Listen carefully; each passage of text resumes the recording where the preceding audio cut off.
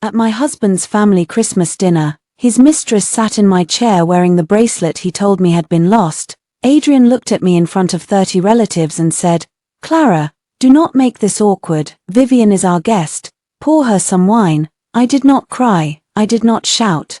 I only looked at the silver serving tray beside me, touched the divorce papers hidden under the final course, and finally understood that a marriage could die in a room full of candles at my husband's family Christmas dinner. His mistress sat in my chair wearing the bracelet he told me had been lost. Adrian looked at me in front of 30 relatives and said, "Clara, do not make this awkward. Vivian is our guest. Pour her some wine." I did not cry, I did not shout. I only looked at the silver serving tray beside me, touched the divorce papers hidden under the final course, and finally understood that a marriage could die in a room full of candles. The Whitmore dining room looked like it belonged on the cover of a holiday magazine. 12-foot fir tree, white roses, gold ribbons, crystal glasses lined in perfect rows, a fireplace burning behind a carved marble mantel. Every year, I was the one who made it look effortless. I had chosen the flowers, I had approved the menu, I had remembered that Uncle Richard could not eat shellfish, that Aunt Eleanor preferred dry champagne, that Adrian's mother hated red poinsettias because she said they looked cheap. I had spent 3 days making sure every place card was correct except mine had been moved. My card was no longer beside Adrian's, it sat at the far end of the table, between two cousins who had once asked me if I had married Adrian for security. My original seat, the seat beside my husband, now held a woman in a cream silk dress. Vivian Hart smiled when she saw me. She had soft blonde hair, expensive earrings, and the relaxed confidence of a woman who had already been told she belonged. On her wrist was my emerald bracelet. Adrian had bought it for our second anniversary. When I could not find it 6 months ago, he told me I must have misplaced it. "Clara," he said again, his voice low but sharp. "Wine." Every face turned toward me. His mother, Margaret Whitmore, sat at the head of the table in pearls and winter-white cashmere. Her smile did not move, but her eyes warned me, "Do not embarrass us." That had been the rule of my marriage. When Adrian forgot our anniversary, I did not embarrass him. When he came home smelling like another woman's perfume, I did not embarrass him. When his company needed quiet money to cover a failed private investment, I transferred funds from my own account and did not embarrass him. Now he had brought his mistress to Christmas dinner and asked me to serve her. I picked up the bottle of Bordeaux. My hand was steady. Vivian lifted her glass. "Thank you, Clara, that is so kind." She said my name like she owned it. I poured slowly. "You are welcome." Adrian exhaled through his nose, as if I had passed a test. He reached for Vivian's hand under the table, not low enough to hide it. I saw his fingers brush hers. I also saw Aunt Eleanor see it. Her mouth tightened. Margaret raised her glass. "To family." The word landed like a slap. Everyone drank. I stood there with the wine bottle in my hand. A younger cousin, Paige, looked away. Someone coughed. The string quartet in the foyer continued playing Silent Night, soft and bright and almost cruel. Adrian finally glanced at me. "You may sit." "You may not, please." "Not thank you." "Not my wife." "You may." I walked to the far end of the table and sat in the chair they had left for me. The chair rocked slightly because the floorboards near the service door were uneven. I knew that because I had once asked Adrian to fix them before his mother tripped. He told me it was not important. From that far seat, I watched Vivian lean toward my husband and whisper something that made him smile. That smile had once been mine. 3 years earlier, I had stood beside Adrian in a small stone church in Vermont, wearing a satin dress and my grandmother's earrings. He had cried during his vows. He had promised I would never have to prove my place in his life. Now my place was at the end of his table. The first course arrived, butternut squash soup in porcelain bowls.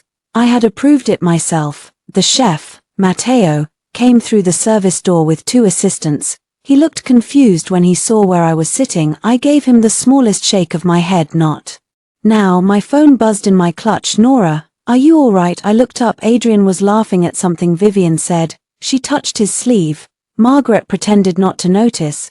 The relatives pretended even harder. I typed under the table, "Me." He brought her. Nora replied almost immediately. "Nora, leave." I stared at that word, leave, for months. Nora had been telling me to stop waiting for Adrian to become honest. She was my best friend, my lawyer, and the only person who knew how much of my money had gone into keeping the Whitmore name polished. I had not wanted revenge then, I had wanted truth, a confession, an apology, maybe even a clean ending. Instead, Adrian had handed me a bottle of wine and asked me to pour for the woman wearing my bracelet. My thumb hovered over the screen. Me, not yet Nora. Clara, me, use the papers. 3 dots appeared, disappeared, appeared again. Nora, everything is ready. The soup bowls were cleared. Margaret began discussing the hospital wing the Whitmore Foundation planned to fund in spring. She thanked Adrian for his generous leadership. She thanked Vivian for advising on the art installation in the new lobby. She did not thank me, even though I had negotiated the donor commitments, organized the board lunch, rewritten the proposal, and covered the shortfall. When Adrian delayed the final pledge, Vivian tilted her head.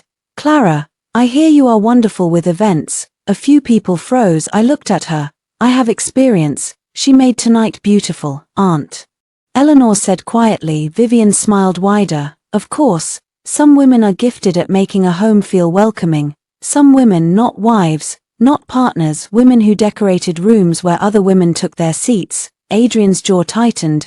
Vivian meant it as a compliment. I am sure she did, I said. Margaret set down her glass. Clara, dear, the holidays can be emotional. Let us keep the evening pleasant.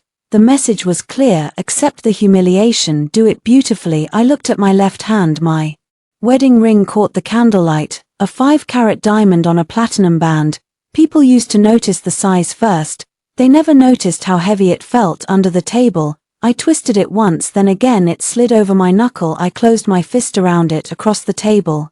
Adrian was too busy refilling Vivian's glass to notice. That was the problem with people who believed you would never leave.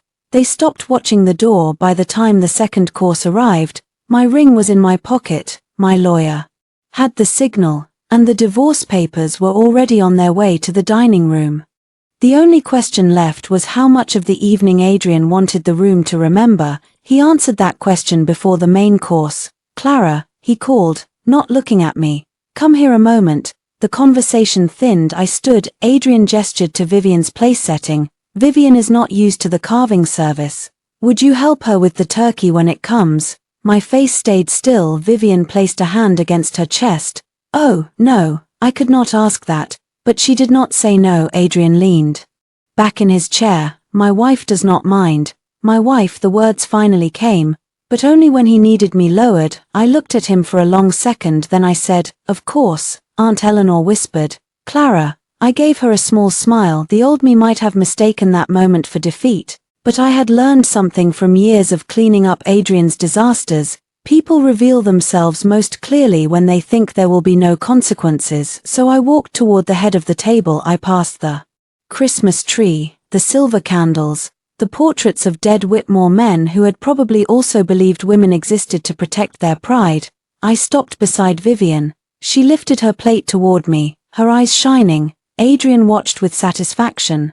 Margaret watched with relief. The rest of the family watched with the frozen discomfort of people witnessing cruelty but waiting for someone else to name it. I took Vivian's plate. My phone buzzed once in my pocket. Nora, courier entered through kitchen. Thomas knows Thomas, the old Whitmore butler, had worked for the family for 32 years. He had seen me arrive as a bride. He had also seen me stay up until 2 in the morning fixing seating charts after Margaret changed her mind. He knew more about this family than anyone. If Thomas had the papers, the final course would arrive exactly on time. I carved the turkey. Vivian said softly, just loud enough for me to hear, you are handling this better than I expected. I placed a slice of turkey on her plate, then I looked directly at her bracelet. My things have a way of coming back to me, I said. Her smile faltered only for a second, but it was enough. By the time dessert was still 2 courses away, Vivian had decided to enjoy herself. It started with small requests. Clara, could you pass the cranberry sauce? Then, Clara, do you know where my wrap went? It is a little cold near the windows. Then, Clara, Adrian said you chose the wine. Which one pairs best with this? Every time, Adrian either ignored it or smiled like a king watching 2 servants arrange his comfort. I answered each request without raising my voice. Yes, of course, the burgundy. The quieter I became, The more careless they became, that was useful. I had spent years in rooms like this. Wealthy families rarely shouted when they wanted to hurt someone. They used seating arrangements, guest lists, cutlery, silence. They could slice you open with good manners and call it tradition. Tonight, they forgot I had learned their language. I also knew where the cameras were. The Whitmore dining room had 3 discreet security cameras, one above the archway leading to the foyer, one near the wine wall, one inside the decorative brass vent that Margaret thought was ugly but necessary after a cousin's diamond earrings disappeared during a New Year's party. Adrian never remembered the cameras unless he needed to accuse staff of stealing. I remembered everything. When Vivian asked for her wrap, I walked to the sideboard near the foyer and stood directly beneath the first camera. Her cream cashmere wrap lay folded on a chair. It had not been there earlier. I picked it up and returned to her. She did not reach for it. Instead, she turned her shoulder slightly, inviting me to drape it over her. The table went still again. Adrian's cousin Daniel muttered, "Jesus." Margaret shot him a look. Adrian said, "Clara, one word, a warning." I draped the wrap over Vivian's shoulders. She smelled like jasmine and my husband's hotel shampoo. "Thank you," she murmured. "You really are gracious." "No," I said softly, "I am observant." Her eyes flicked to mine for the first time. I saw uncertainty. Good. The fish course arrived. I returned to my seat and watched Margaret regain control of the conversation. She spoke about the foundation, then the winter gala, then the family's plan to spend New Year's in Aspen. "Vivian, you must come," Margaret said. That got Adrian's attention. "Mother," Margaret smiled. "What?" "She has been such a delightful presence at my table, in my chair, wearing my bracelet." Vivian lowered her lashes. "I would not want to impose." Adrian touched her hand openly this time. "You would not." Aunt Eleanor set down her fork with a sharp click. The sound carried. "Adrian," she said, "perhaps you should remember your wife is present." His face hardened. "Aunt Eleanor, this is not your concern." "No," she said, "apparently it is Clara's burden." Margaret's voice chilled. "Eleanor." I looked at Adrian for 1 second. I thought he might feel shame. Instead, he leaned back and said, "Clara understands the situation." There it was. Not "our marriage is complicated," not "I hurt my wife," not "I am sorry." Clara understands. As if I had signed some invisible contract agreeing to be humiliated as long as the candles were lit and the family name remained polished. Vivian looked down, hiding a smile. My phone buzzed again. "Nora, papers in kitchen. Thomas will place them under the silver dome for final course." "Are you sure?" I glanced toward the service door through the narrow gap. I saw Thomas standing in the hall in his black suit, his face pale but composed. He gave me the smallest nod. I typed one word, "me." Yes, the main course began. The turkey came in on a silver cart, golden and fragrant, surrounded by roasted pears and rosemary. It should have been beautiful. A normal family might have applauded. A normal husband might have taken his wife's hand. Adrian lifted the carving knife, then he paused. "Actually," he said, looking at me, "Clara does this better." My grip tightened around my napkin. Margaret did not stop him. Vivian watched me like she was waiting for the moment I broke. I stood again. The walk from my chair to the carving cart felt longer than the aisle I had walked down on my wedding day. Back then, Adrian had looked at me like I was the only person in the world.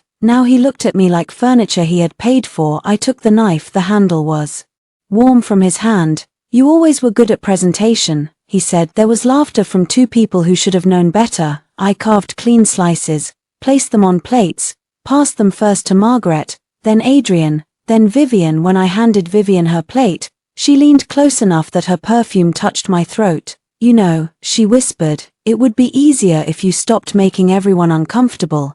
I smiled. It was not kind. "Everyone is already uncomfortable," I whispered back. "I am just the only one not pretending." Her fingers tightened around the plate. Adrian noticed. "What did you say to her?" I asked if she wanted more gravy. I said. Aunt Eleanor covered her mouth with her napkin for the first time that night. I almost laughed, not because any of it was funny, because something inside me had finally stepped away from the pain and started taking notes. The old Clara would have wondered why Adrian did not protect her. The woman standing beside the carving cart understood he was the person she needed protection from. After dinner, Margaret suggested a toast before dessert. "To endurance," she said. lifting her champagne. I nearly admired the cruelty of it. To family bonds that survive difficult seasons, to loyalty, to discretion. Discretion, that word had built a prison around me. Discretion was why I never told anyone Adrian missed my father's funeral because he had a meeting that turned out to be a weekend with Vivian in Miami. Discretion was why I smiled at charity galas when donors praised our beautiful partnership. Discretion was why I signed a short-term bridge transfer from my personal account when Adrian said one of his funds had a timing issue. Discretion was why Margaret could look me in the eye tonight and believe I would swallow this dinner too. I lifted my glass, everyone watched. I said, to consequences. The word landed differently. Adrian's eyes narrowed. What does that mean? It means dessert should be memorable. Vivian gave a small laugh. That sounds ominous. It should, I said. The silence that followed was the first honest thing that room had given me all night. Thomas entered with the dessert cart. Silver domes covered each plate. My heartbeat did not speed up, it slowed. That surprised me. For months, I had imagined the moment I would end my marriage. I thought I would shake. I thought I would cry. I thought I would need Nora beside me to remind me not to forgive too quickly. But standing there, watching Thomas roll the cart toward Adrian, I felt only clarity. Thomas stopped beside me. First protocol said the host was served first, but he looked at me, a question in his eyes. I nodded. He served Margaret, then Aunt Eleanor, then the relatives down the table. Adrian grew impatient. Thomas, what are you doing? Serve Vivian. Thomas said, of course, sir. Vivian's plate was placed before her, a chocolate torte under a spun sugar dome. Then Thomas placed Adrian's plate in front of him. The silver cover remained. Adrian looked annoyed. Well, Thomas turned to me. I stood. No, I said. Let me. Adrian smiled like he had won again. See, he said to Vivian, Clara always knows how to finish an evening properly. Yes, I said. I placed my hand on the silver handle. She does. Then I lifted the dome. There was no dessert beneath it, only a cream folder. On top, in black letters, were the words, divorce agreement. For the first time all night, Adrian Whitmore had nothing to say. The dining room held its breath. The folder sat on his plate like a verdict. Vivian stared at it, her lips parted. Margaret's champagne glass froze halfway to her mouth. Someone at the far end of the table whispered, oh my God. I set the silver dome down with care. Adrian looked from the folder to me. What is this? He asked. His voice was quiet, dangerously quiet. I had heard that tone before. He used it with employees before firing them. He used it with drivers, assistants, hotel managers, anyone he believed could be controlled through fear. Once, that tone had worked on me. Not tonight. It is the final course, I said. Aunt Eleanor closed her eyes briefly, as if she had been waiting years for someone to say something that clean. Adrian pushed back his chair. Clara, do not do this here. Why? I asked. You brought her here. Vivian flinched. I turned to look at her. You sat her in my chair. You gave her my bracelet. You asked me to pour her wine, fetch her wrap, carve her dinner, and make her comfortable in my home. It is not your home. Margaret snapped. The room shifted again. I looked at my mother-in-law. She had finally said the quiet part aloud. I nodded once. Thank you, Margaret. Her face tightened. For what? For making that easy. Adrian stood. Enough. No, I said. That is what I said 3 months ago when I first asked you if there was someone else. That is what I said when I found hotel charges you claimed were client meetings. That is what I said when my anniversary bracelet disappeared and came back on her wrist.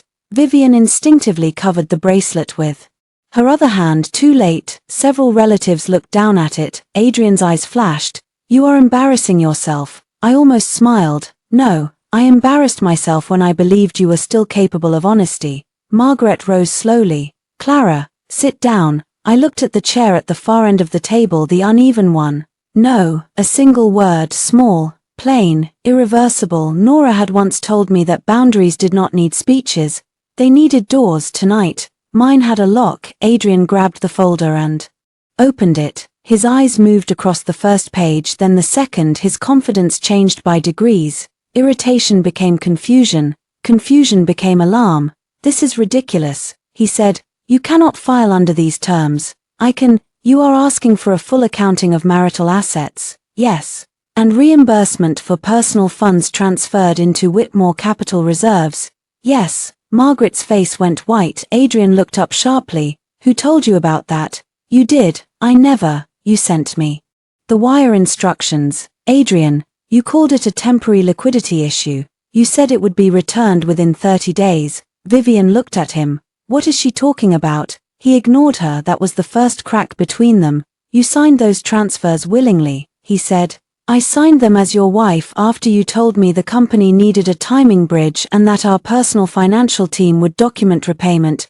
Dale Mercer's emails confirm that. At the mention of Dale, Adrian's hand tightened around the folder. Dale Mercer was the Whitmore family accountant, a nervous man with silver glasses and a habit of answering questions too quickly. 2 months ago, Nora had told me nervous men kept records because they feared being blamed later. She was right, Margaret said. This is a private family matter. It became public when your son brought his mistress to Christmas dinner and asked his wife to serve her. The word mistress moved through the room like a flame touching dry paper. Vivian stood abruptly. I am not going to be insulted. You were comfortable watching me be insulted for 2 hours, I said. Sit down. Her face reddened. Adrian. She expected him to defend her. He was still reading the divorce agreement. That was the second crack. I reached into my pocket and placed my wedding ring beside his plate. The diamond hit the porcelain with a tiny sound. I had imagined that sound would hurt. It did not. It felt like setting down a weight I had carried too long. Adrian stared at the ring. Clara. His voice changed.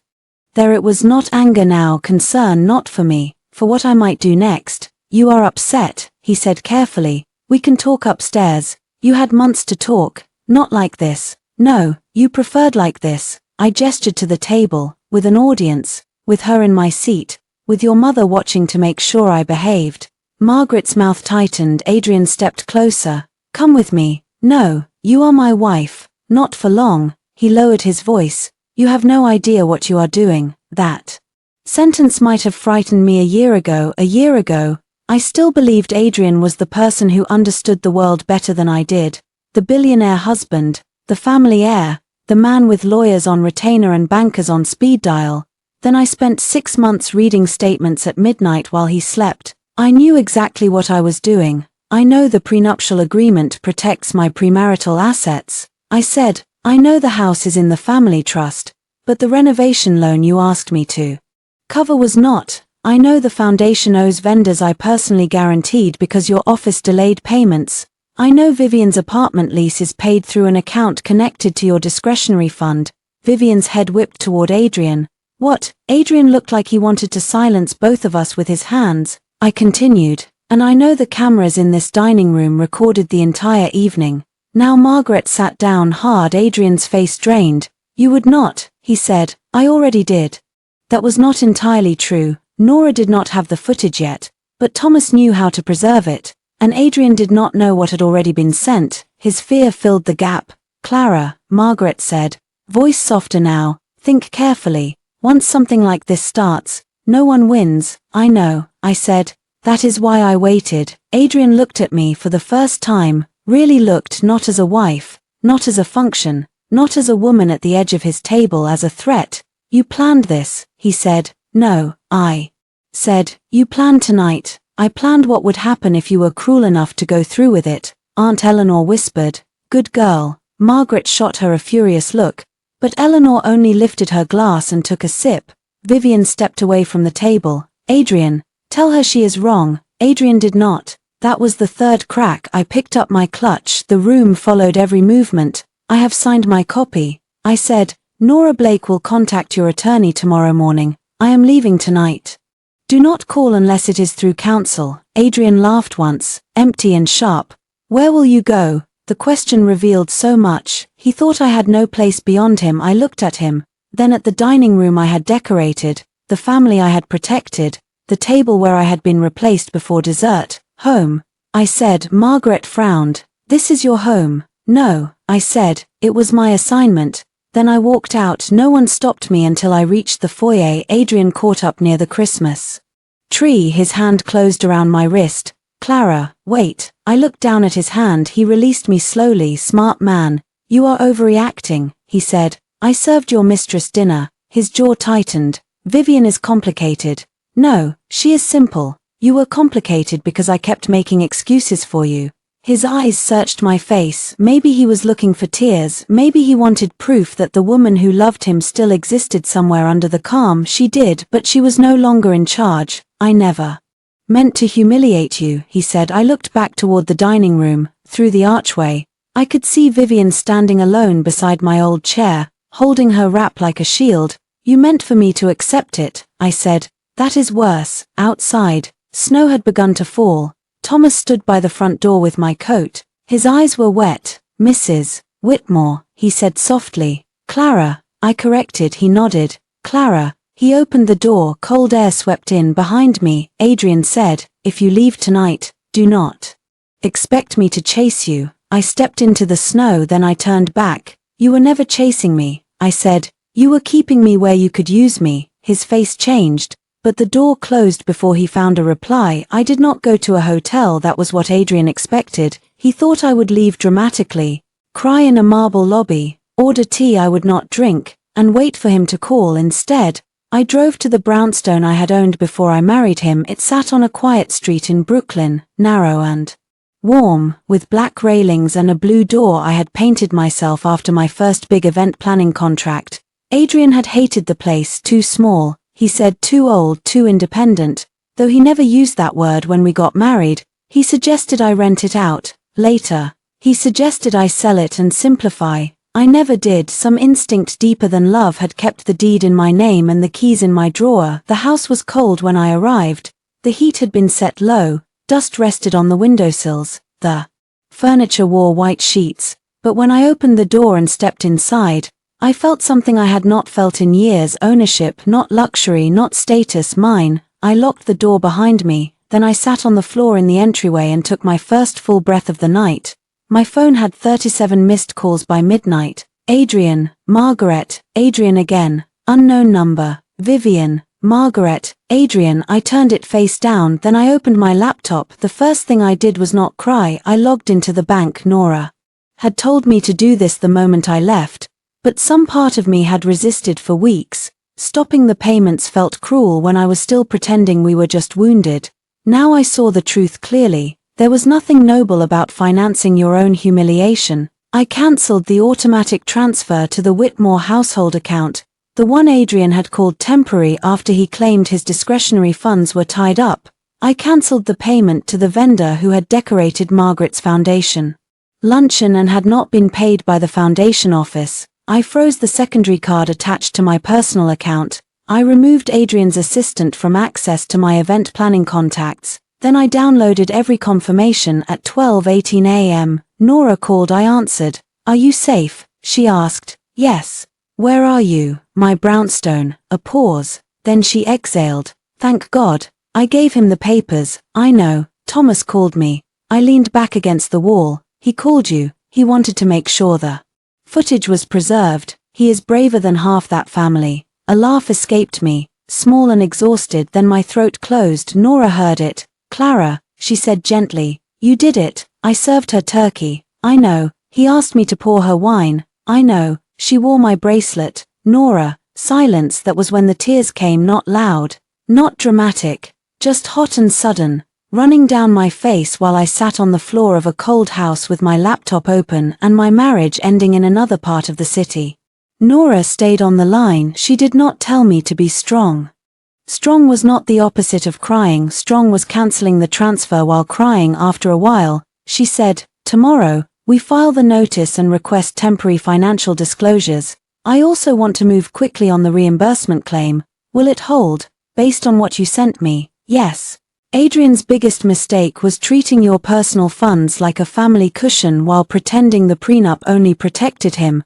I wiped my face with my sleeve. He said I signed willingly. You signed based on representations he made as your spouse and business beneficiary. We have emails, we have wire instructions, we have Dale's messages, we have the foundation guarantees, we have enough to start. Enough to start. That phrase mattered. Revenge in stories happened in a single scene. Real freedom happened in paperwork. I want the bracelet back, I said. Nora's voice sharpened. Then we include it in the personal property demand. It is not about the money. I know, my grandmother would have hated seeing it on her Then we get it back. At 1:03 a.m., Adrian texted Adrian, "You made your point." I stared at the message. That was how little he understood. He thought the end of our marriage was a point in an argument. Another message followed. Adrian, "Come home tomorrow. We will discuss Vivian privately." I typed nothing. Nora said, "Do not respond." I was not going to.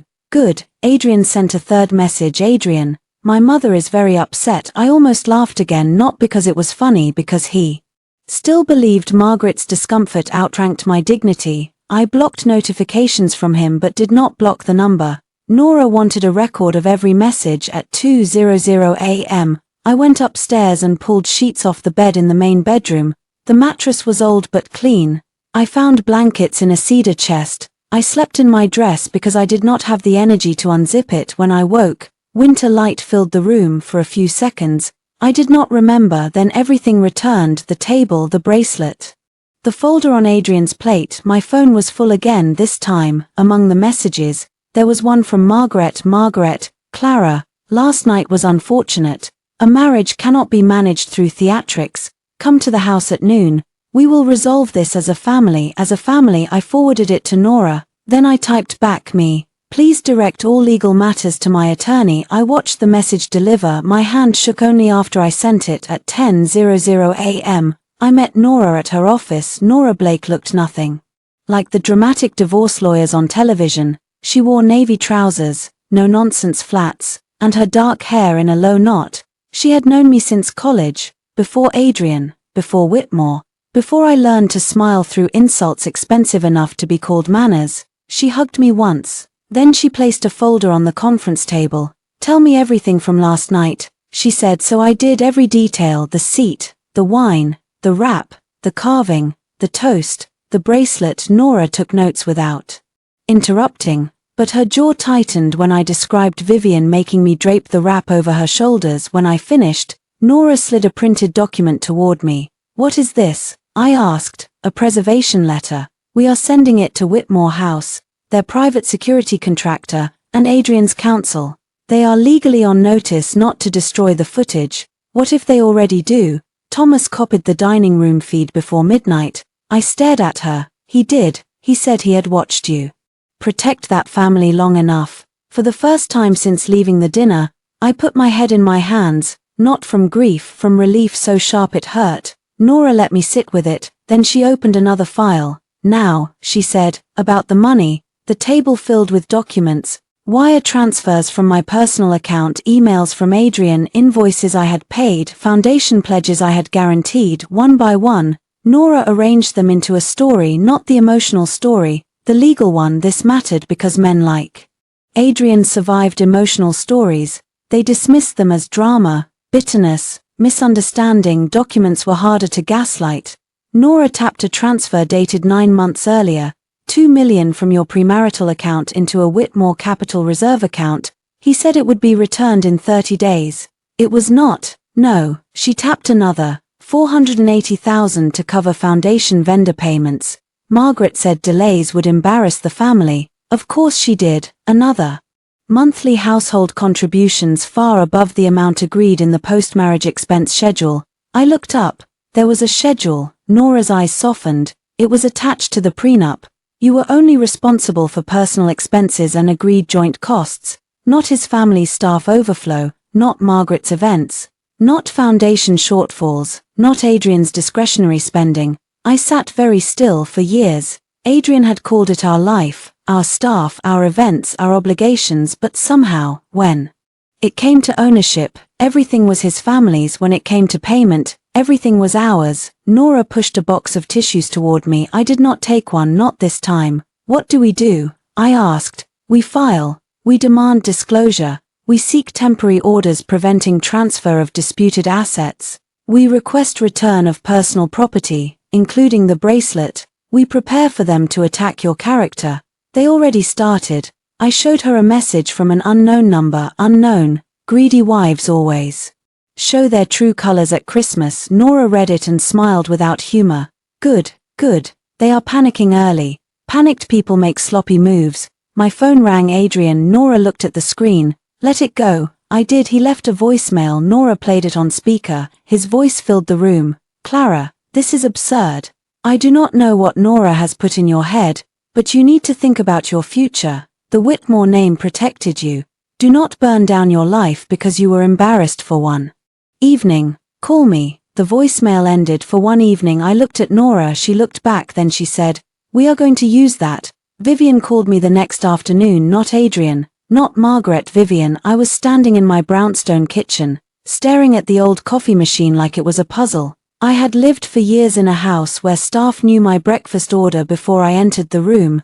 Now I could not find the filters. My phone lit up with her name. I considered ignoring it, then I remembered Nora's rule, let them talk. I answered and pressed record on the second device Nora had given me. "Clara," Vivian said, her voice breathless and soft, "I think we should speak woman to woman." I looked at the empty coffee mug in my hand. "Do you? I never wanted to hurt you."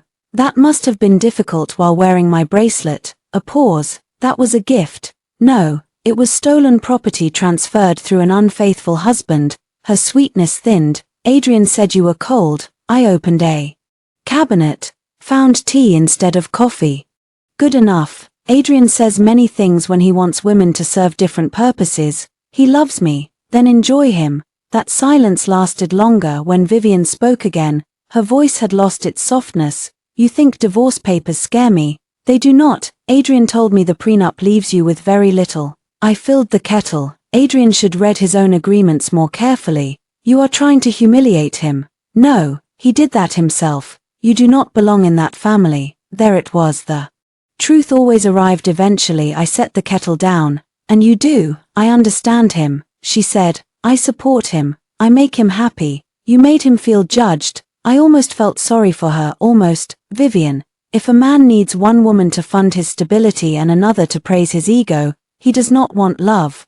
He wants staff." She inhaled sharply. "You are bitter. I am awake. You will regret making an enemy of him." "No," I said, "I regret making a husband of him." I hung up, then I sent the recording to Nora. She replied with a string of clapping emojis, which was unlike her and therefore comforting. An hour later, Nora sent me screenshots from a private investigator she had hired weeks earlier. I had approved the expense reluctantly back then. I told myself it was too dramatic, too suspicious, too much like admitting my marriage had become a case file. Now I opened the file without hesitation. Photographs. Adrian entering Vivian's apartment building. Adrian and Vivian leaving a hotel in Boston. Adrian kissing her outside a gallery event. Then documents. Vivian's apartment lease. Monthly payments routed through a Whitmore discretionary account. Jewelry purchases, travel expenses, art consulting fees that seemed too high for the work described. One screenshot made my stomach tighten. It was a message from Vivian to Adrian, recovered from a shared cloud backup his assistant had carelessly synced to an office tablet. "Vivian, once she is gone, the house is mine." "Right, Adrian, the house is complicated." "Vivian, you promised Adrian." "I promised you would be taken care of." "Vivian, I am not spending another Christmas as the woman you hide." "Adrian, you will be at dinner." "Vivian, in her seat." "Adrian, if that is what you want." I read the exchange twice, then a third time. Not because I needed to understand it, because some wounds require witnesses, and I was witnessing the exact moment my humiliation had been planned as a gift. "In her seat." "If that is what you want." I saved the file, then I walked to the bathroom and threw up afterward. I rinsed my mouth, washed my face, and looked at myself in the mirror. My eyes were red. My hair was still pinned from the night before. There was a faint mark on my wrist where Adrian had grabbed me near the Christmas tree.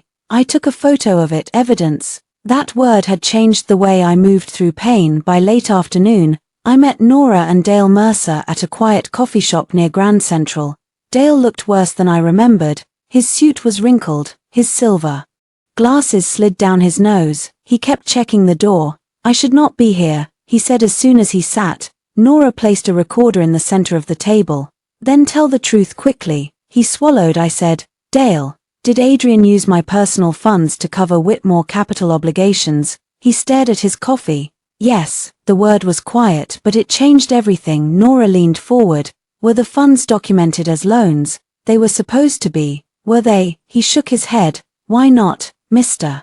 Whitmore said documentation would create unnecessary questions during internal review." I felt cold. Nora asked, Did he intend to repay Mrs. Whitmore? Dale looked at me then. I do not know. That answer hurt more than no, because no would have been clean. I do not know meant Adrian had not cared enough to make repayment real. What about the foundation vendors? I asked. Dale winced. Mrs. Whitmore, you covered several payments that should have been processed through the foundation operating account, because Margaret told me the delays were clerical. They were not clerical. Nora's eyes sharpened. What were they? Dale lowered his voice. Liquidity problems connected to Adrian's private fund. He used family resources to patch appearances while waiting for a deal to close. And Vivian? Nora asked. Dale went pale. I do not handle personal matters. Nora slid a printout across the table. Dale looked at it. His shoulders dropped. That account was not meant for personal gifts, he said. But it paid for Vivian Hart's apartment. Nora asked. I processed what I was told. By Adrian. He closed his eyes. Yes. Nora stopped the recorder. Dale looked like he might faint. I cannot be dragged into this, he said. You already are, Nora replied. The question is whether you are a witness or a scapegoat. He stared at her. I almost admired Nora's calm brutality. Dale turned to me. I am sorry. You were always kind to the staff. That sentence undid me more than his confession. Kind to the staff, that was the thing people remembered when they had watched you be quietly erased. I nodded. Then be honest now. He agreed to provide emails, not because he was noble, because fear finally pointed him in the right direction. That evening, I returned to the brownstone and found a black SUV idling across the street. Adrian stepped out before I reached my door. Of course, he wore a dark overcoat, no scarf, no gloves. He looked tired in a way that would have once made me want to care for him. Now I noticed the calculation in his posture. Clara, he said, leave. We need to talk. My lawyer. Stop hiding behind Nora. I laughed once. That is rich coming from a man hiding behind his mother, his mistress, and 3 generations of family money. His jaw clenched. Vivian called you. Yes. What did she say? Enough. He looked genuinely annoyed. She should not have done that. Not because Vivian had threatened me, because Vivian had acted without permission. You promised her my chair, I said. His face changed only slightly, but I saw it. I was angry, he said. At me, at us, at the way you made everything feel like an obligation.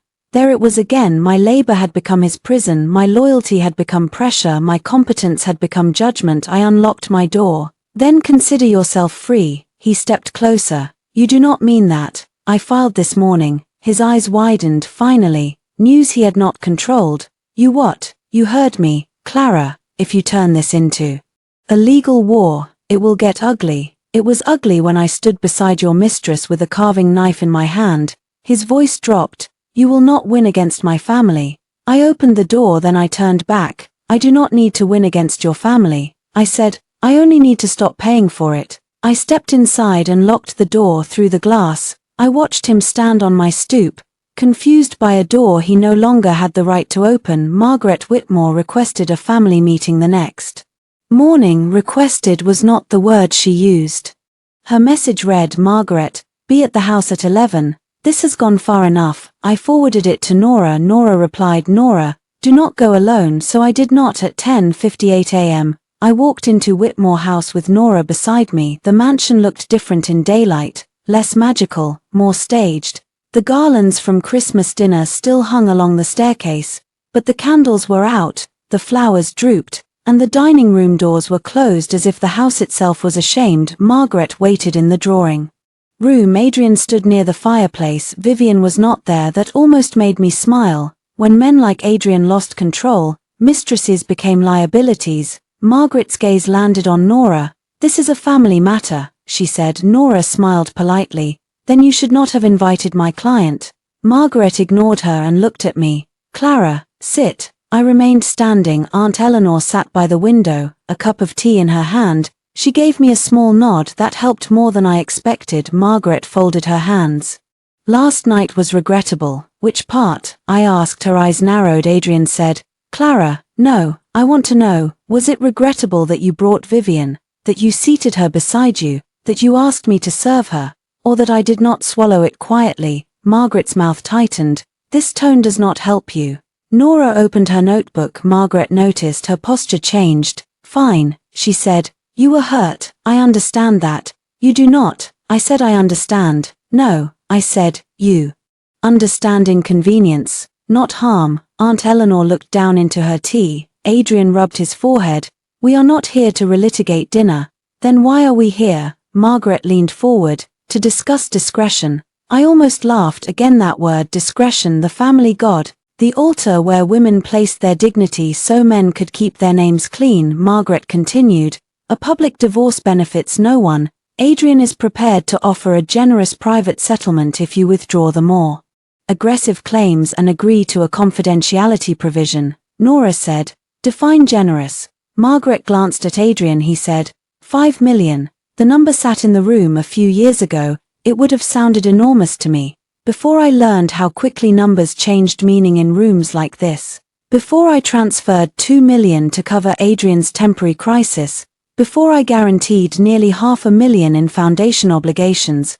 Before I discovered Vivian's rent was being paid through accounts Adrian controlled. Nora's pen moved once. 5 million in exchange for Clara waiving reimbursement claims, asset disclosure, personal property recovery, and confidentiality around marital misconduct. She asked. Margaret smiled thinly. You make it sound crude. It is crude. Adrian looked at me. It is more than fair. No, I said. It is less than you owe. His face hardened. You are not entitled to punish me because your feelings are hurt. My feelings are not the claim. The records are. Margaret's eyes flicked to Nora. Good. She understood that tone better than emotion. Nora opened her folder and placed several documents on the coffee table. Mrs. Whitmore, Nora said, addressing Margaret with deliberate politeness, we have wire transfers, emails, vendor invoices, internal foundation correspondence, and evidence of discretionary account misuse. We also have preserved video from Christmas dinner. Adrian stepped away from the fireplace. How did you get that? Nora smiled. Legally. He looked at me. There was hate in his eyes now, not because I had lied, because I had stopped being useful. Margaret picked up one document. Her face changed. What is this? She asked. I answered. The vendor payment for your spring donor luncheon. She frowned. That was handled by the foundation. No. I handled it after your office delayed payment for 8 weeks and you told me the florist was threatening to pull future services.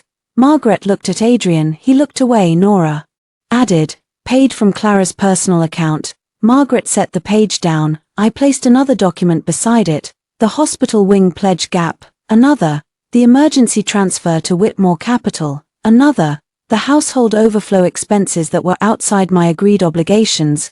Page by page, the room changed. This was not a wife having a tantrum. This was an audit with a wedding ring attached. Aunt Eleanor stood and came closer to the table. She picked up the transfer summary. Margaret, she said quietly, did you know? Margaret's lips pressed together. That was answer enough. I felt something sharp move through me. You knew, I said. Margaret did not look at me. Families help each other. Families do not trick one woman into funding the image that keeps them looking rich. Adrian snapped. Enough. You enjoyed being Mrs. Whitmore. I turned to him. There it was, the accusation beneath every insult. You liked the name. So you deserved the cost. I enjoyed loving my husband, I said. I enjoyed believing his family became mine. I enjoyed building something I thought we shared. Do not confuse my loyalty with social climbing because it makes you feel less guilty. For once, he had no immediate reply. Margaret regained herself. Clara, think carefully. Without our name. What exactly do you think you are? The room went silent. Nora's pen stopped. Aunt Eleanor said, Margaret. But I was glad she had said it. Cruel people often became useful when they stopped editing themselves. I picked up my bag. I am the woman who made your galas run, your donors stay, your vendors wait, your son look stable, and your family scandals disappear. I looked at Adrian. And I am the woman who is done. Margaret's face flushed. You ungrateful. Nora stood. This meeting is over. Adrian moved toward me. Clara, do not walk out again. Or what? He stopped because there were witnesses, because Nora had a recorder, because for the first time in our marriage, I had brought someone into the room who knew the difference between a threat and a confession. I turned to Aunt Eleanor. Thank you for last night, I said. She looked sad. I should have said more. Yes, I said gently. You should have. She accepted that with a small nod. Outside, Nora and I walked down the stone steps. My knees shook when we reached the car. Nora opened the passenger door. You held your ground. I wanted to throw up. Both can be true. As we pulled away, my phone buzzed, a message from an unknown number. Unknown, you think people will side with a greedy ex-wife over the Whitmores? Another message followed, unknown. Wait until they hear what you demanded. I showed Nora, her expression sharpened. Vivian, I asked. Maybe, or Adrian using someone else's phone. What do we do? Nora's smile was cold. We let them go first. The first article appeared 2 days after Christmas. It was not in a major newspaper. Adrian was smarter than that. It appeared on a glossy society blog that survived on anonymous tips from assistants, publicists, and bored rich people. The headline read, Whitmore marriage implodes after holiday dinner. Sources say wife demands massive payout. I read it at my kitchen table while drinking coffee from a chipped mug I had forgotten I owned.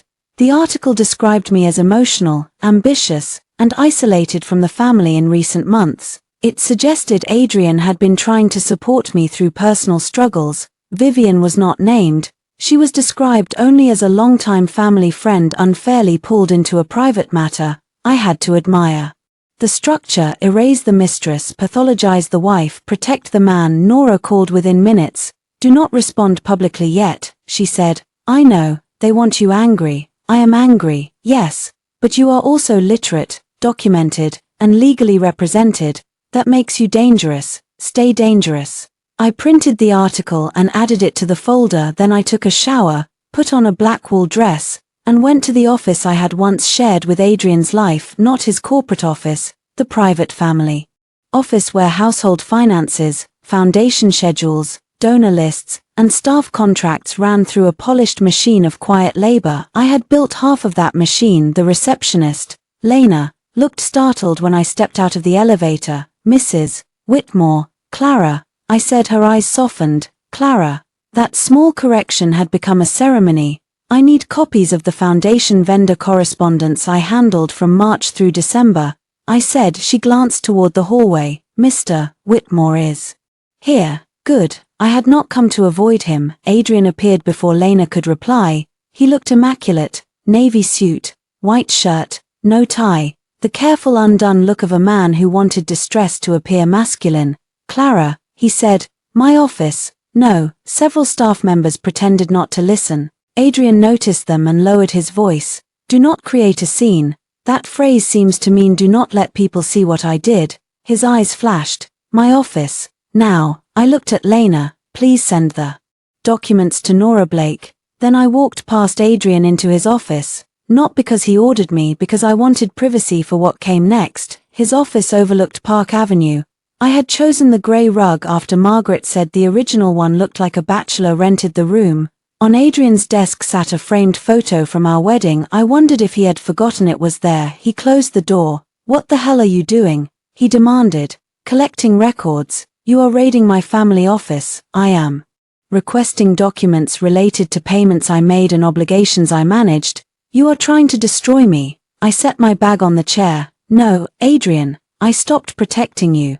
The destruction is what was already there. He laughed bitterly. Is that what Nora told you to say? Nora did not make you bring Vivian to dinner. His face tightened. I told you Vivian was complicated. You told me nothing. You lied. Then you staged my humiliation like a holiday surprise. He looked away first. Good. I was angry, he said. You keep saying that like anger is a legal defense. You made me feel like a failure. That stopped me, not because it hurt, because it was so revealing. How? I asked. He turned back. You were always watching, always fixing, always knowing what needed to be done before I did. My mother praised you.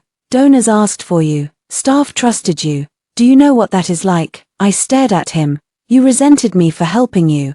I resented feeling managed by my wife. You asked me to manage everything. I wanted support, not judgment, and Vivian gave you that. His mouth tightened. She made me feel wanted. No, I said. She made you feel unexamined. He stepped closer. Maybe I needed that. Then you should have asked for a divorce before you gave her my chair. Silence outside the glass wall. An assistant walked by carrying folders, eyes fixed straight ahead. Adrian lowered his voice. The article was not my idea, but you allowed it. I did not know the exact wording, yet you knew the story. He did not deny it. I nodded slowly. That is useful. His eyes narrowed. Useful. For the defamation file. The word landed. He ran a hand through his hair. Clara, stop. You are escalating this beyond repair. It was beyond repair when I lifted that silver dome. No.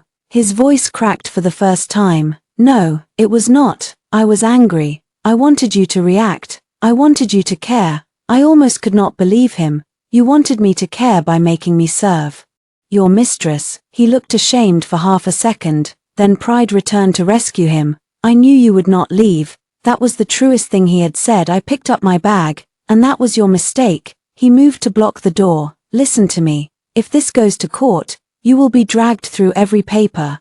Every person who smiled at you will choose a side, and it will not be yours. You will lose the house, the staff, the life, the name. I looked up at him. I already lost the marriage. The rest is furniture. His face changed. You do not mean that. I do. You loved that life. I loved you. He went still for one dangerous second. Grief moved between us, not enough to save anything, enough to show what had been ruined. Then my phone buzzed. Nora, Vivian tipped another outlet. They are naming you by morning. I showed Adrian the screen. Call her, I said. He looked confused. Tell Vivian if one more false story goes out, I release the Christmas footage through council, you would expose yourself too. As what? I asked. A wife being humiliated. He said nothing. I opened the door this time. He did not stop me in the hallway. Lena handed me a flash drive so discreetly that no one else saw. Vendor files, she whispered, and some emails you should have. I looked at her. Her eyes were bright with nerves. Thank you, I said. She nodded quickly and walked away. In the elevator, I held the flash drive in my fist. Adrian thought I was alone because he had never noticed the people I treated well. That was another mistake. By morning, my name was everywhere that mattered in their world. Not everywhere real, not the places where people worried about rent, medicine, groceries, heating bills, but in the small, vicious ecosystem of wealthy gossip, charity boards, private clubs, and social pages. I had become the bitter wife who ruined Christmas because her billionaire husband wanted a divorce. The second article named Vivian. It called her an accomplished art consultant unfairly targeted by Clara Whitmore's jealousy. Accomplished. I wondered if stealing another woman's seat counted as installation art. Nora told me not to read comments. I read some anyway. She knew what she married into. These women want the money but not the rules. If he is a billionaire, of course there are other women. Why humiliate everyone at Christmas? That last one made me laugh. I had not humiliated everyone. I had simply stopped being the only person humiliated. Quietly at noon, the Whitmore Foundation board held an emergency call. I knew because 3 board members texted me separately, pretending concern while fishing for information. At 1, Margaret called from an unknown number. I answered because Nora was beside me. Clara, Margaret said, this media behavior is beneath you. I put the phone on speaker. What media behavior? Do not play innocent. You are forcing our hand. I have not spoken to the press. Then control your lawyer. Nora mouthed. Charming, I said. Nora has not spoken to the press either. Margaret paused. That pause told me she had expected denial, not truth. Then someone is trying to help you, she said. No, someone is trying to protect Adrian by smearing me first. Margaret's voice cooled. Adrian is under immense pressure. Good, you vindictive girl. There it was. Girl, I was 32. I had run million-dollar events, managed donor crises, and covered financial gaps her son created.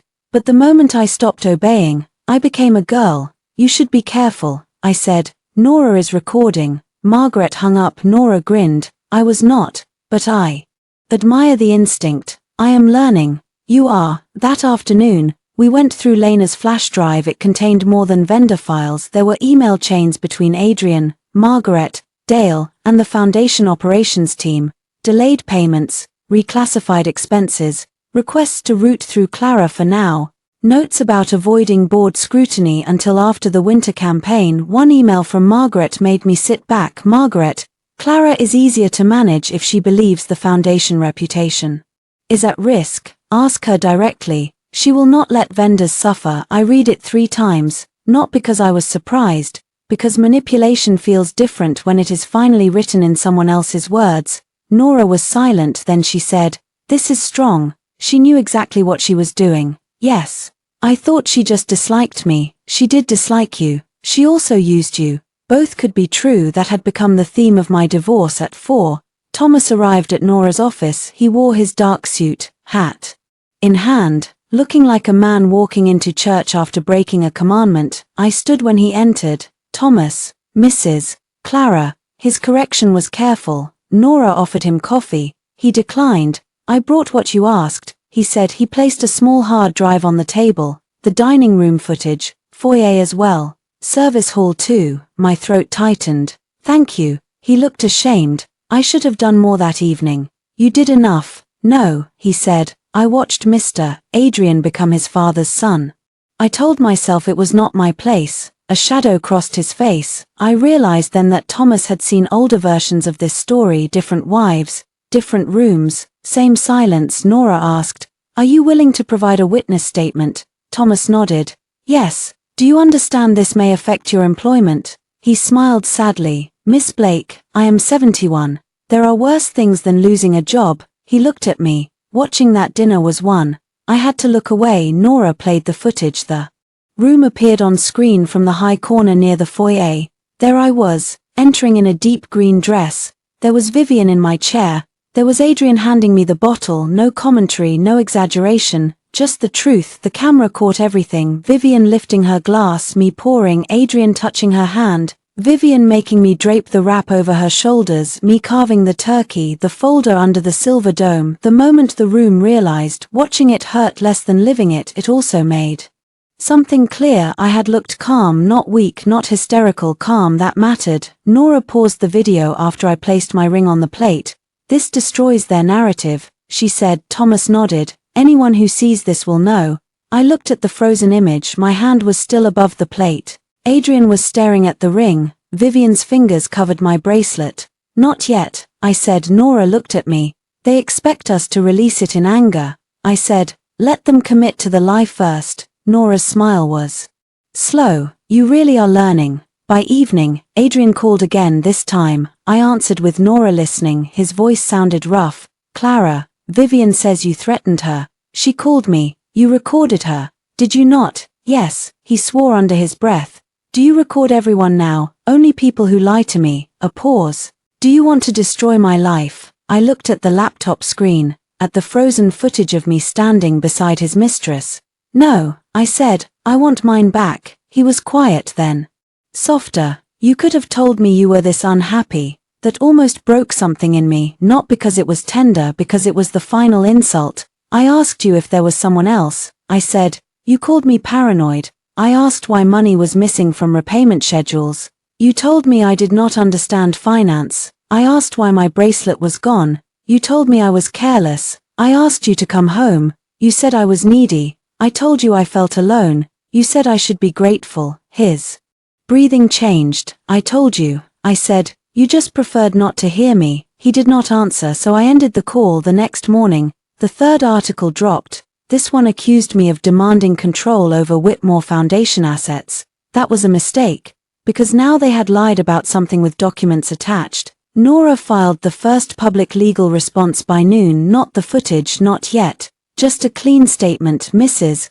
Clara Whitmore has not spoken to the press. Recent claims regarding her divorce, financial demands, and foundation involvement are false. Mrs. Whitmore has requested a lawful accounting of personal funds transferred during the marriage and has preserved evidence related to marital misconduct and financial misrepresentation. Further defamatory statements will be addressed through counsel." It was not dramatic, it was worse, it was credible. By sunset, 2 board members asked to meet. By midnight, Vivian deleted her latest post. By breakfast, Adrian was outside my brownstone again. This time, he looked scared. Adrian stood on my stoop holding a paper coffee cup and looking like he had not slept.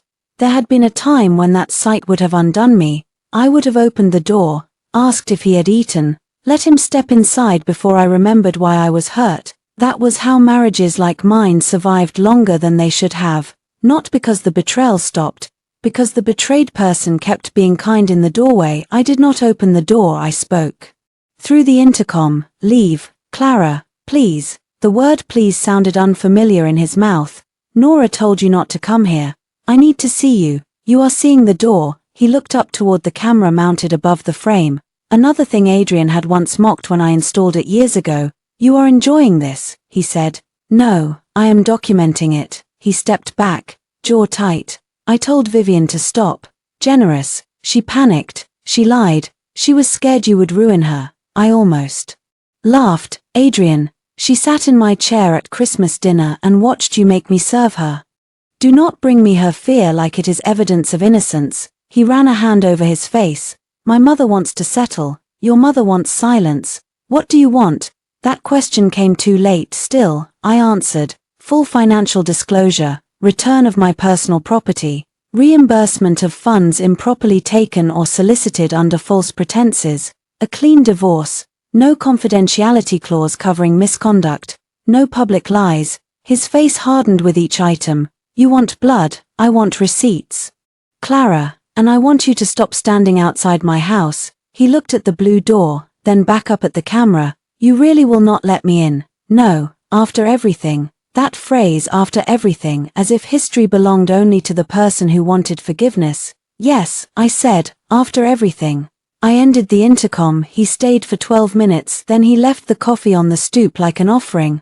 I threw it away without touching the lid. At noon, Nora and I attended the Whitmore Foundation Emergency Board meeting. Adrian was there, so was Margaret, so was Aunt Eleanor.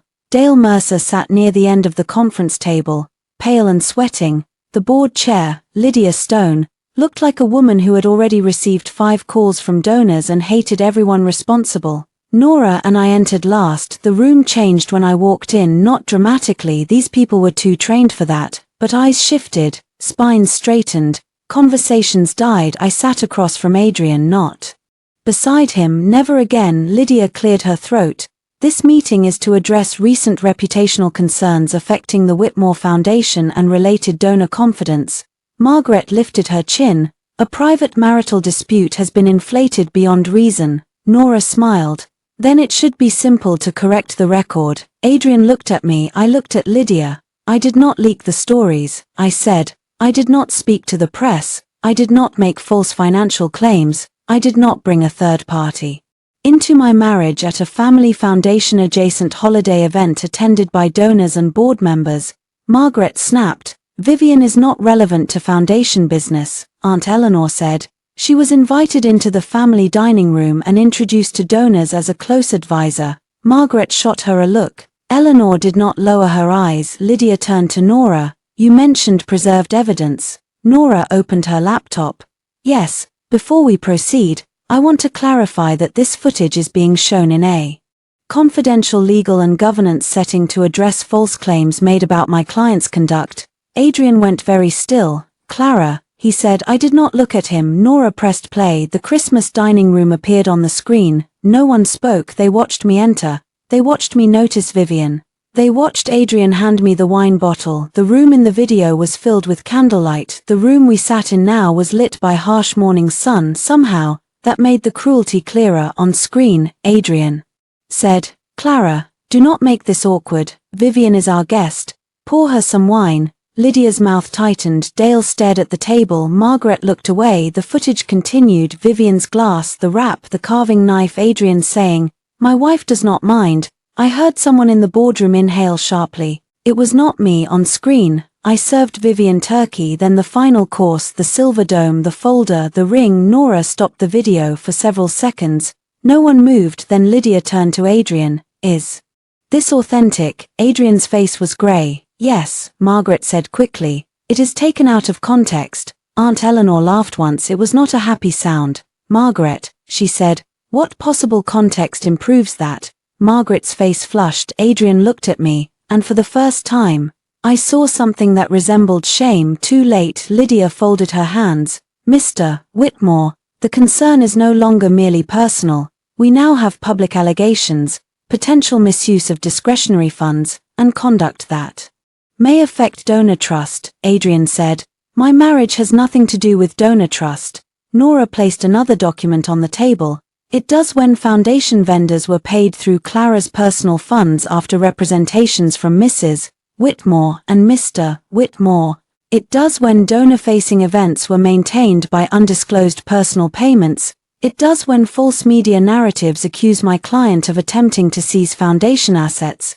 Lydia took the document. Dale closed his eyes. Margaret whispered. Dale, he flinched. Nora looked at him. Mr. Mercer, you provided documents voluntarily. Would you like to confirm their authenticity? The room turned toward him. Dale looked at Adrian. Adrian's expression was a command. For once, Dale disobeyed. Yes, he said, they are authentic.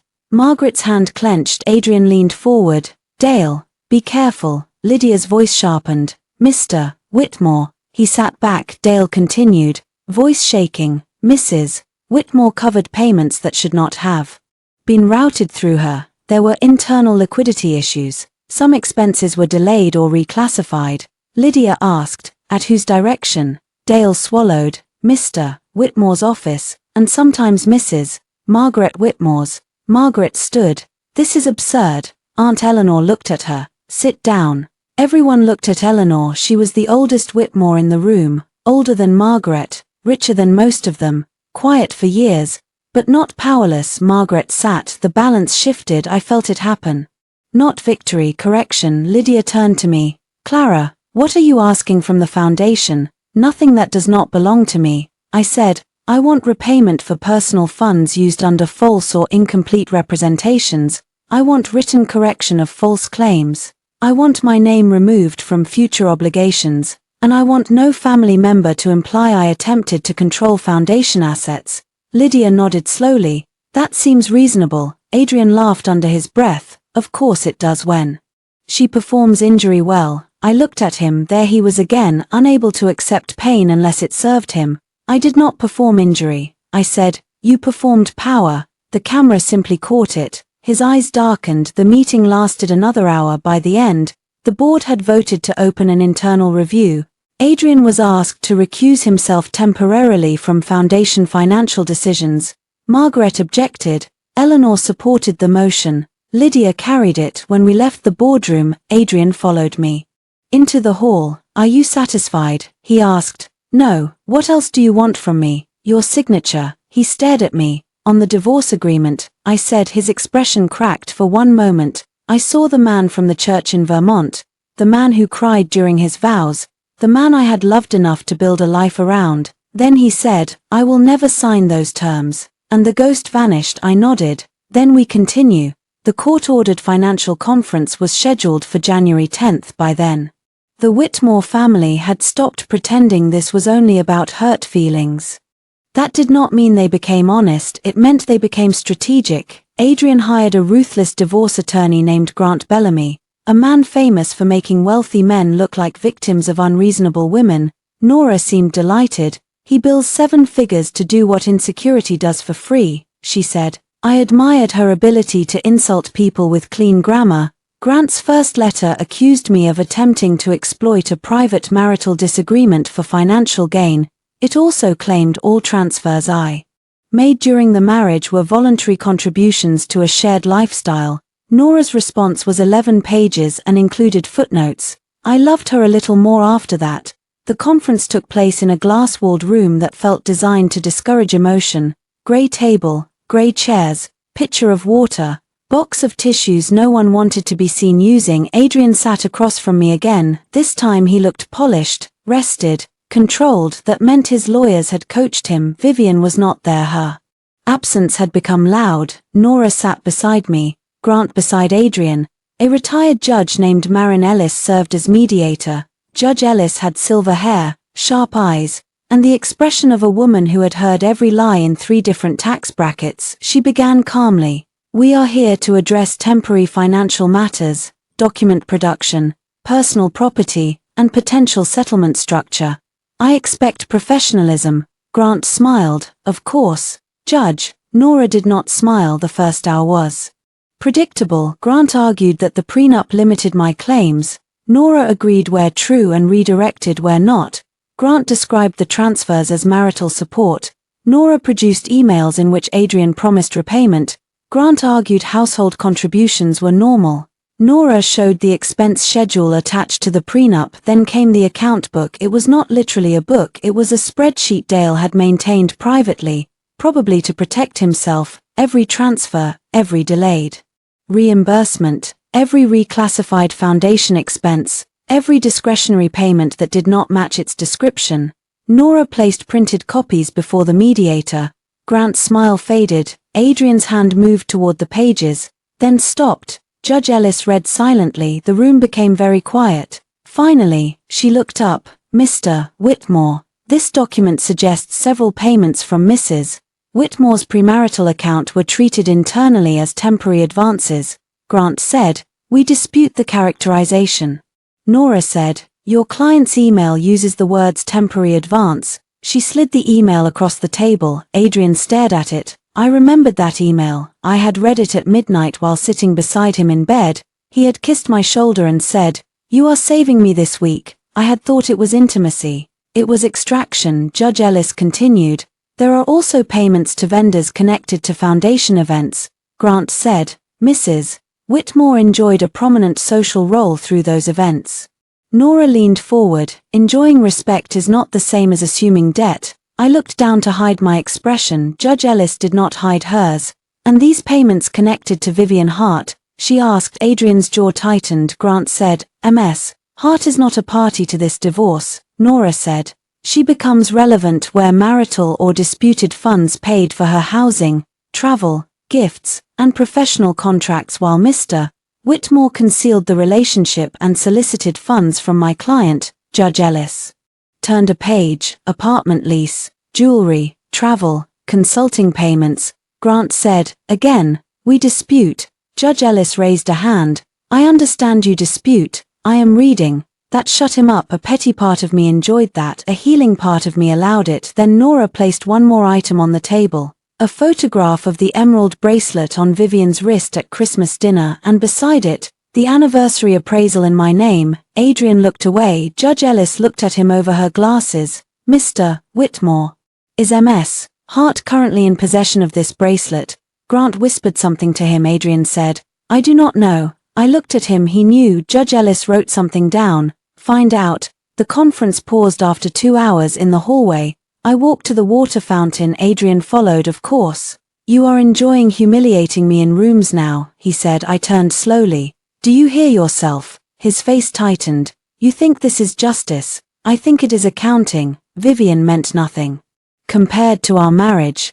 That sentence landed strangely, not because I believed it, because he thought it helped. You destroyed our marriage for something that meant nothing. He closed his eyes. I am saying I was lost. No, I said, you were found by someone who reflected exactly what you wanted to believe about yourself. His eyes opened. What does that mean? It means Vivian did not create your cruelty. She gave it permission. He looked wounded. I might have felt guilty once. Now I recognized wounded pride. They are going to drag her into this, he said. You dragged her into our dining room. She is scared. You keep telling me about her feelings as if you ever protected mine. He had no answer, so he changed tactics. Do you remember Vermont? I hated him for asking. Yes. You remember what we promised? I kept my promise. He flinched. The door to the conference room opened. Nora looked out. Clara. I walked back. Adrian said behind me, I loved you. I stopped for one breath. Grief opened under my ribs. Then I turned.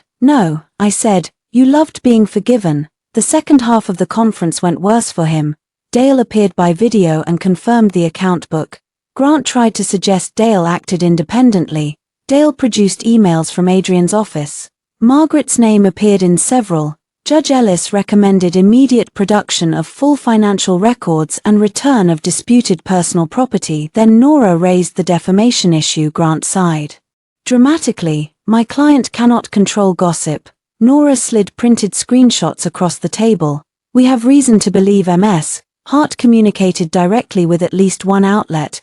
We also have messages from numbers associated with Mr. Whitmore's staff. Grant looked at Adrian. Adrian's face had gone still. Judge Ellis said, Mr. Whitmore, if your side wants a quiet settlement, stop making noise. That sentence should have been embroidered on a pillow by the end of the day. Adrian agreed to produce records, not because he wanted to, because the alternative was worse. As we left, Nora touched my arm. You did well. I barely spoke. You did not need to. The documents spoke. Outside the building, snow had turned to grey slush. Cars hissed by. People hurried past with scarves pulled high. My phone buzzed. Unknown number. A photo appeared. My emerald bracelet lying on a velvet box. Then a message. Unknown. Take it. I never wanted his problems, Vivian. A second message followed. Unknown, he told me. You were weak. I stared at the screen, then I typed back me. He was wrong about both of us. I did not send more. There was nothing sisterly between Vivian and me. She had chosen cruelty when she thought it would elevate her. But I understood something now. Adrian had sold everyone a version of me. Weak wife, cold wife, greedy wife, useful wife. The divorce was not only ending a marriage, it was recovering my name from the mouths of people who had used it. The final family meeting took place in the same dining room. That was Margaret's idea. She called it symbolic closure. Nora called it a trap with China. I agreed to go anyway, but only under conditions. Nora would attend. The meeting would be recorded. No confidentiality agreement would be signed in the room. Any settlement discussion would be preliminary. Vivian would not be present unless represented by counsel. Margaret hated every condition. That made me trust them more. When I entered Whitmore House again, the Christmas decorations were gone. The tree had been removed, the garlands stripped. The dining room looked larger without the holiday excess, colder too. The long table had been polished until it reflected the chandelier like water. This time, my place card sat beside no one. It sat at the head of the table. I looked at Margaret. Her mouth tightened. A gesture. No, I said, a correction. Aunt Eleanor smiled faintly. Adrian stood near the window. He looked thinner, still handsome, still expensive. But something had dimmed. The easy entitlement had cracked under weeks of consequences. Margaret began as soon as we sat. The family is prepared to make an improved offer. Nora opened her notebook. Margaret continued. Repayment of documented personal advances, return of personal property, neutral public statement, and a private divorce resolution. What do you want in exchange? I asked. A narrower misconduct clause. No release of the Christmas footage. No public mention of Vivian. No further cooperation with any inquiry into foundation governance beyond what is legally required. There it was. They did not want peace, they wanted containment. I looked at Adrian. Is that what you want? He met my eyes. I want this to end. No, you want it to disappear. His expression tightened. Margaret said, Clara, you have already won enough. Enough, as if dignity were a dessert portion. I folded my hands. I am not releasing the footage for entertainment, I said. But I will not sign away my right to defend myself if your side lies again. Margaret bristled. Your side, our side. You sound like a stranger. I became one at Christmas dinner. Adrian looked down. Aunt Eleanor said, Margaret, accept the correction. Margaret snapped. You have been enjoying this from the beginning. No, Eleanor said. I have been ashamed from the beginning. That silenced the room. Eleanor turned to me. I owe you an apology. I saw more than I said over the years. I did not rush to comfort her. Women are trained to make apologies easier for the people giving them. I let the apology sit. Then I said, thank you. Her eyes filled. Margaret looked irritated by the emotion, which somehow made it more real. Then the dining room doors opened. Vivian walked in without counsel, without invitation, wearing sunglasses indoors and carrying the emerald bracelet box in one hand.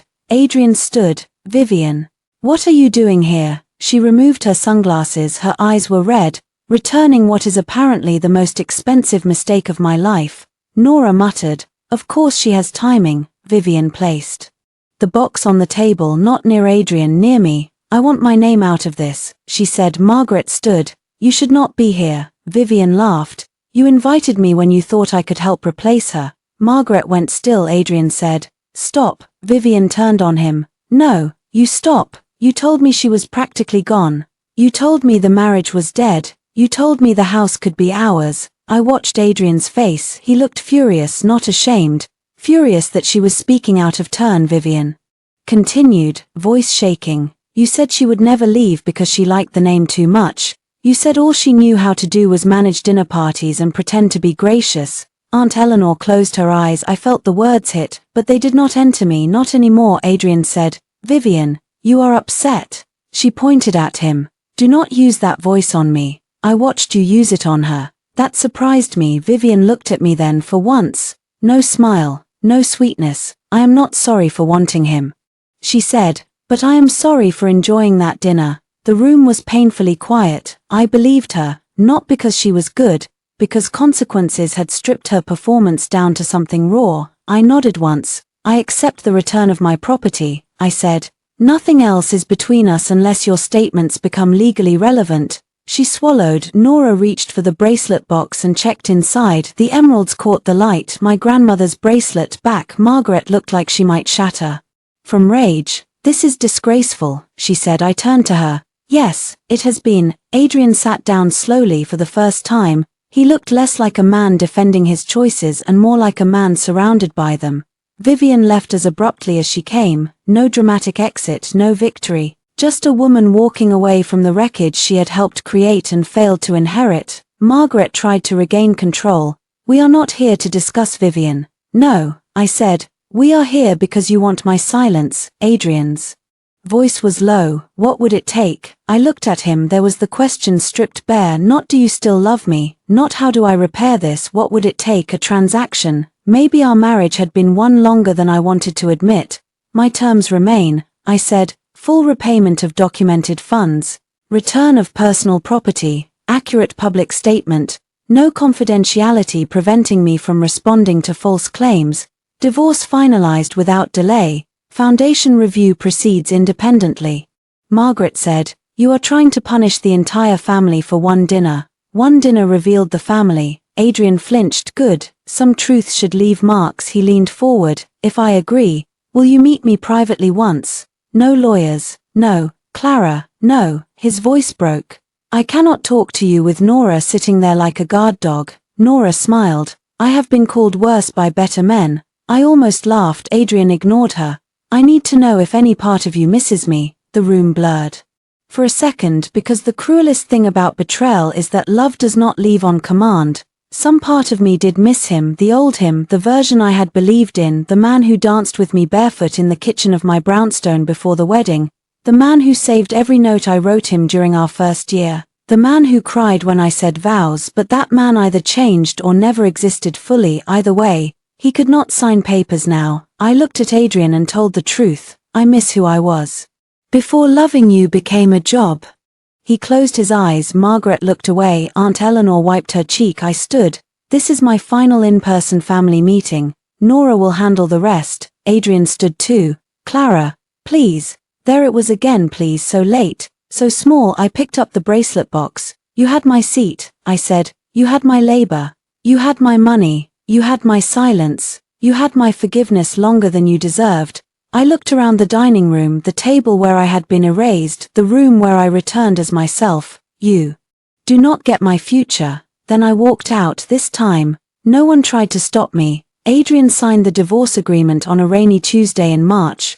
Not at a dramatic trial, not after a public breakdown, not with violins or thunder or a crowd gasping in the background. He signed in a conference room with beige walls, bad coffee, and a printer that jammed twice before producing the final copy. Real endings are often less cinematic than the wounds that lead to them, but they are no less powerful. He arrived before me when I entered with Nora. He stood. Old habit almost made me acknowledge him warmly. I nodded instead. He looked at the emerald bracelet on my wrist. I had not worn it for him. I wore it because it was mine. Grant Bellamy sat beside him, subdued now. The financial records had done their work.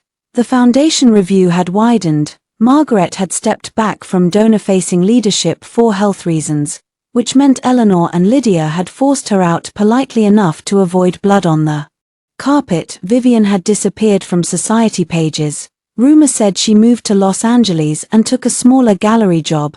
Another rumor said she was cooperating with inquiries into improper payments because Grant refused to protect her. I did not know which was true. I did not need to. Her role in my life had ended when the bracelet returned. The settlement was clean: repayment of personal funds, return of property, written correction of false claims, no admission of emotional wrongdoing, because men like Adrian would rather pay money than name cruelty. But no gag order, no silence bought. That mattered more. The mediator reviewed the final terms. Nora whispered, "Still good."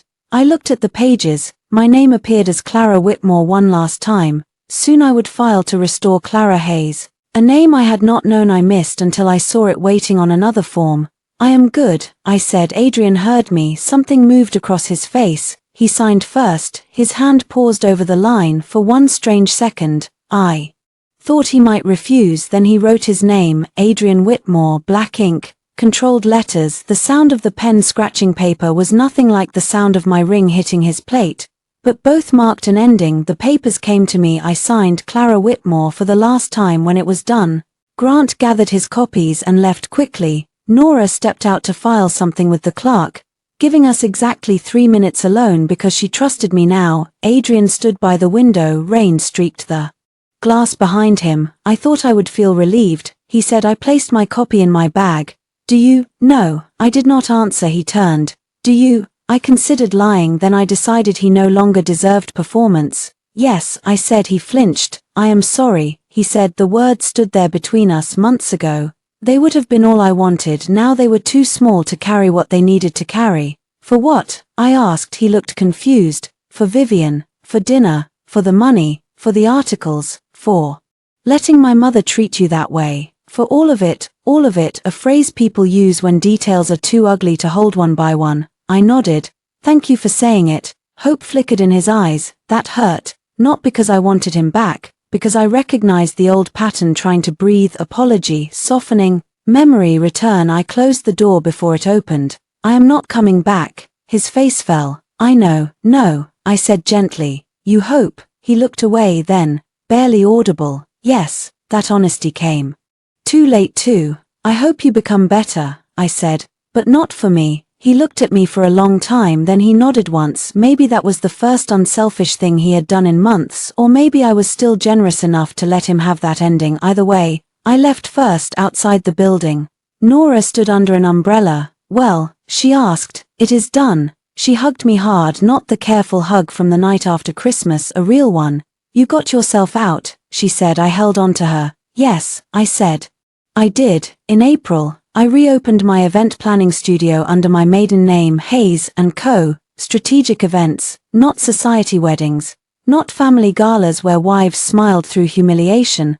I focused on non-profit launches, independent arts benefits, and women-led businesses that needed rooms designed around purpose instead of vanity. My first client was a literacy foundation founded by two sisters from Queens. Their budget was modest. Their mission was clear. No one asked me to hide unpaid bills behind white roses. On the morning of the launch, I stood in the venue watching staff set tables with simple blue linens. My assistant asked, "Where do you want the host table?" I looked at the floor plan, then I smiled.